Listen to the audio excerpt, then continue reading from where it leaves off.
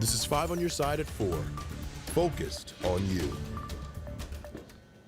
Breaking right now. Just minutes ago, the House voted to oust Speaker Kevin McCarthy. Florida Congressman Matt Gaetz filed a motion to remove him just yesterday.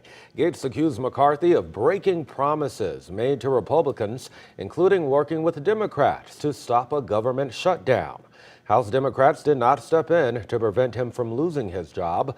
The next steps are pretty uncertain. There is no obvious successor to lead the House Republican majority. It has been 18 hours since the city of St. Louis announced it would decommission a homeless encampment outside City Hall.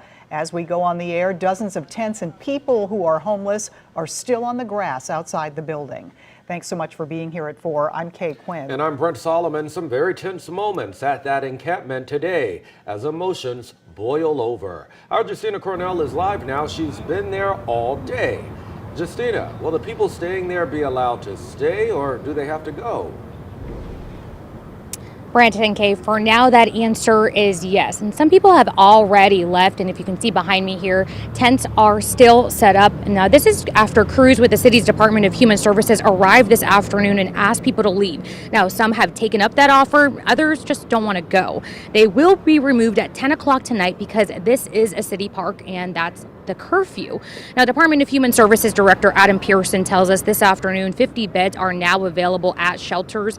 He says outreach workers are working to find transitional housing, transportation, and storage for those here. City leaders say they're cleaning the camp because of safety concerns, including dozens of EMS calls and overdoses and seizures. There also have been issues of violence. Now, just today, we watched one person throw a punch and another scream at City Hall workers. Meanwhile, we've also seen people yelling things at those at the camp as well. For those who have been living here, it's been an emotional roller coaster as they wait to learn what's next. 28-year-old Gino McCoy has been living here for a month with his pregnant wife and 3 dogs.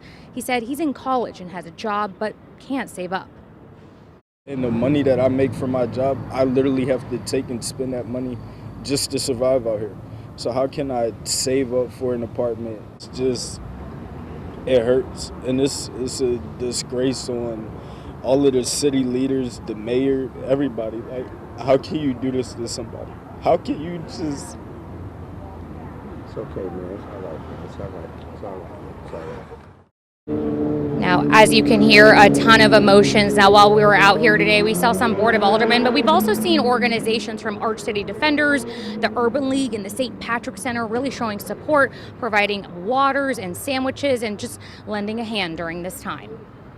Yeah, very emotional account from that gentleman you interviewed. Before you go, Justina, we know that the city initially had plans to clear that camp last night. Can you explain why that never happened?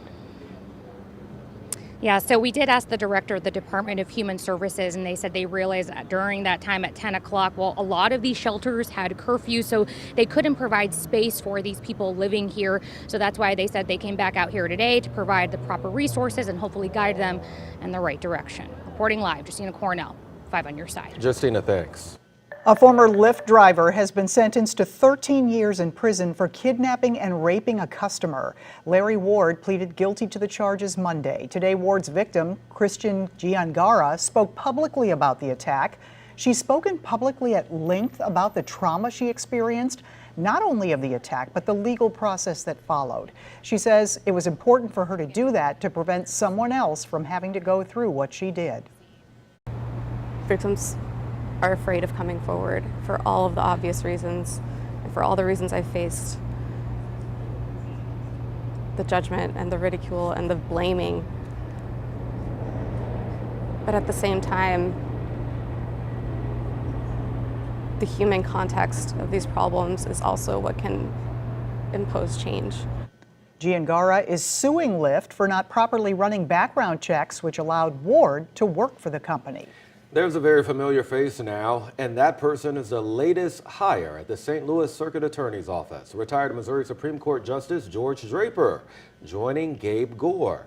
The circuit attorney made that announcement this morning. Draper worked in the office from 1984 through 1994 before being appointed as the first black associate judge in St. Louis County. He served in the state's highest court from 2011 until he retired last month. Granite City firefighters fought a smoky fire overnight that damaged several buildings. It all started in the 2500 block of Washington Avenue around 2:30. One firefighter needed medical attention while battling the flames. The fire chief tells us a nearby apartment building was evacuated until the fire was brought under control. No word yet on the cause. Well, a cyber attack temporarily shutting down Metro caller ride services today. Metro Transit froze their systems Monday to defend the scheduling software from the attack. For a time, they could only provide service to those needing life-saving dialysis treatment. The service started up again at 12:30 this afternoon. The attack did not affect Metrolink or Metro bus services.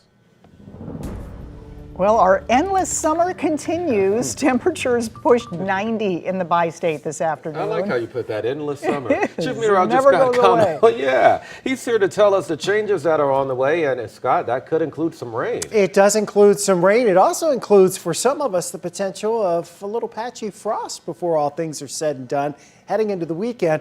More on that in just a moment. But right now, we still have some sunshine in St. Louis. High clouds have been on the increase. A very warm afternoon across the bi-state region. Temperatures well into the 80s, close to 90 degrees. We'll get the report a little after 4:30 as to what the high actually was from St. Louis Lambert International. Lake St. Louis still 87. Same in Cahokia, Mascoutah, Edwardsville at 89 degrees. You can see some of that cooler air to our north and west, but even Chicago is 87 right now. Warm afternoon over at the Kirkwood Farmers Market where the kids are out there playing on the hay bales and on the slide and having some fun. They'll cover that thing up with a tarp tomorrow because showers will be developing tomorrow evening into tomorrow night. Here's the lowdown. Our next weather system, it's out there to the west, and it's going to deliver some very chilly air as we head into the upcoming weekend. One more warm day tomorrow, showers arriving later Wednesday. Many of us will see beneficial rain. Some of us a half an inch to an inch or so. Then Sunday, early frost, possible for a few of us. More on that in a few minutes. All right, Scott, we'll see you then. Tonight, people in St. Louis will come together to celebrate National Night Out, the annual event designed to strengthen the bonds between communities and their law enforcement.